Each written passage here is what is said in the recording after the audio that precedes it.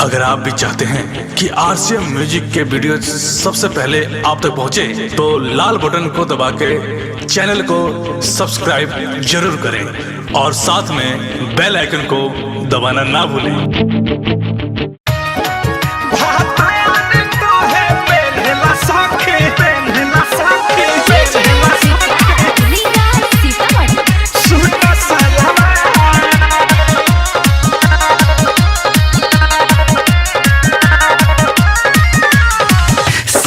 छोड़वैले जब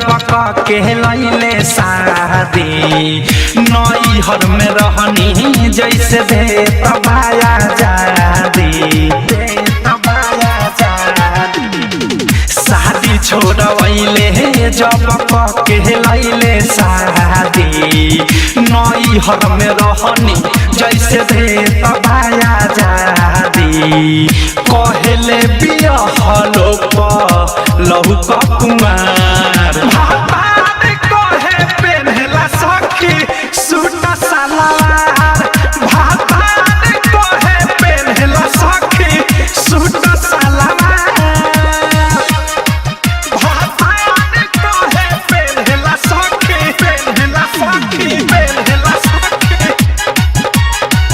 सूट सलवार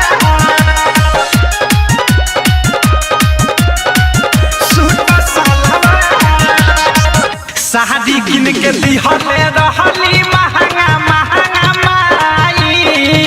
सब खबाइन कर दोसर दिहले सब धरवाई दिहले सब धरवाई शादी किन के दिहले रहली महंगा महंगा माई सब खबाइन कर दोसर दिहले सब धरवाई इनका स्वभाव पर पिन के सासुजिया ससुर हो ओ तीन देवर औरी भासुर हो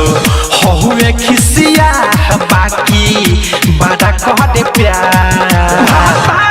कहे पेन्हला सखी सूट सलवार भातार कहे पेन्हला सखी सूट सलवार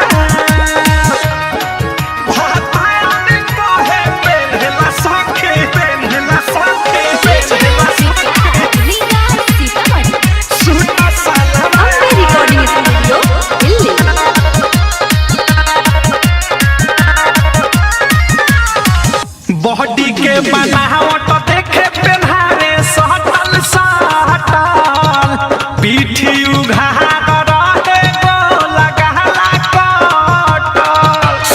अरे मैयो के मैयो बॉडी के बनावट देखे पेन्हारे सटल सटल पीठी उघार रहे गोल गहला कटल अहोधे सप्रेमी पिया नया मॉडल के बिकी विशाल देखी रह जाला जल के मुकेश अनुराग मजाक उड़ावेला हमार भातार कहे पेन्हला सखी सूट सलवार भातार कहे पेन्हला सखी सूट सलवार